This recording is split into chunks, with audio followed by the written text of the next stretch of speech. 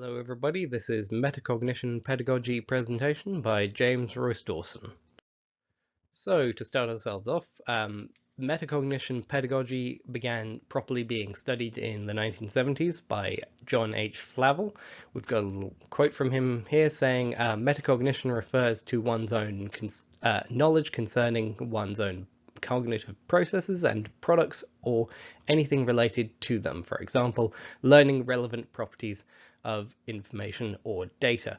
Very simply put, the idea of thinking about thinking why we have certain mental processes, why we have certain biases, what are we bringing to this, and how can we change or adapt those thinking processes to fit within the subject that we're trying to learn or teach to improve ourselves and how we're tackling different tasks.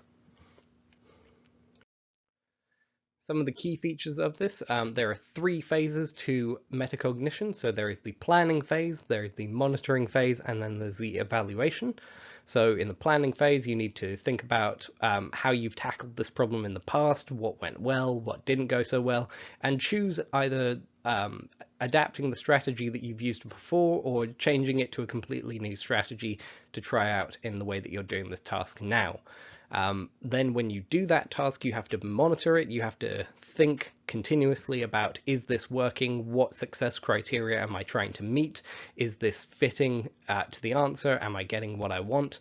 And then during the evaluation phase, you gather all that information, all those thoughts, and then think, has this been successful? Have I solved this problem?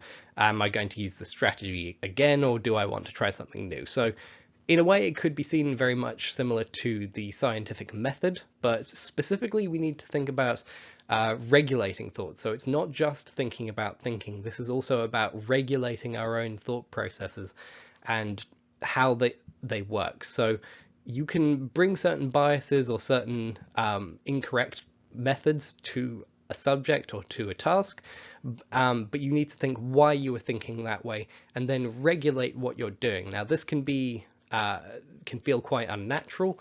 We are regulating ourselves. It may feel against our own nature, but we need to know if something is more successful, then we need to go with that either way and try to regulate our thoughts to best fit the task. Now, this is where we can develop new thoughts or new processes that will then help us in the future, but it can be a process in itself. It needs to be explicitly taught because of this. A lot of people will not instinctively go against their own thought processes. That seems fairly obvious to say, but if you have a student who is just tackling things the same way over and over again, they may be bringing biases to that classroom that they don't know how to necessarily break out of, and you need to explicitly teach them how to tackle things in a new way, or to understand that they are tackling things in the wrong way, but that they can adapt themselves out of it.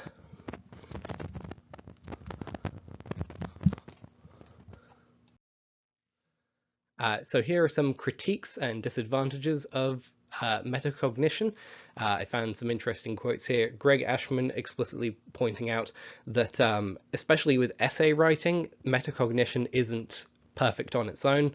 So students need to know what the success criteria is for a successful essay. They need to know what they're trying to achieve. So even if they are understanding that their thought processes may not have been correct before and that they need to adapt themselves, that won't be helpful if they don't know what they're trying to achieve. They want to know how they get the most points, how they can do better. They need to have that explicitly taught to them. There's also this quote about there being little evidence of teaching metacognition on its own in a bubble.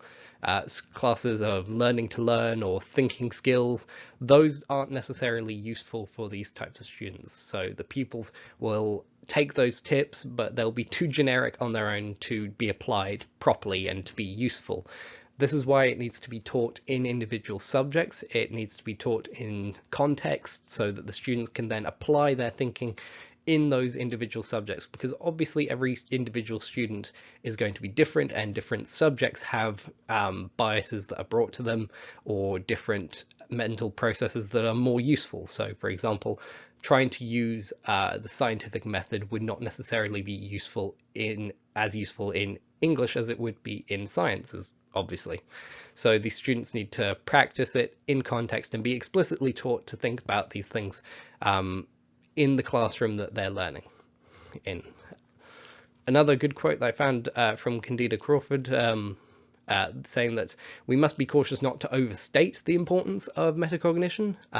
She brings up the idea of mindset. So, for example, the idea of auditory learners, visual learners, kinesthetic learners, that has been criticized quite a lot recently for being overused and being over-relied upon, because it gets this idea that we just need to teach with that method and it may not be perfectly supported. In the same vein, metacognition is not perfect on its own. So while metacognition could be helpful, it just telling a student constantly to think about their own thinking may not be the way that they end up dealing with that particular problem. There may be some other ways that help them. Maybe they would prefer more explicit instruction. Maybe they would prefer group work.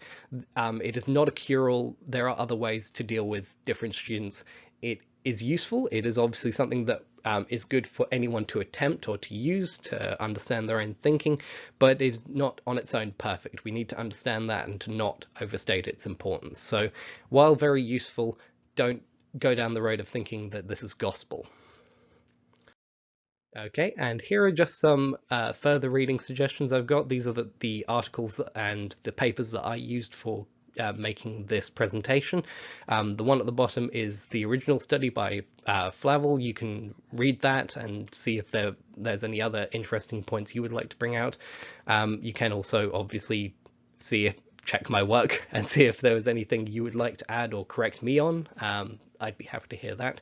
Thank you for watching this presentation. This is James Royce Dawson signing off.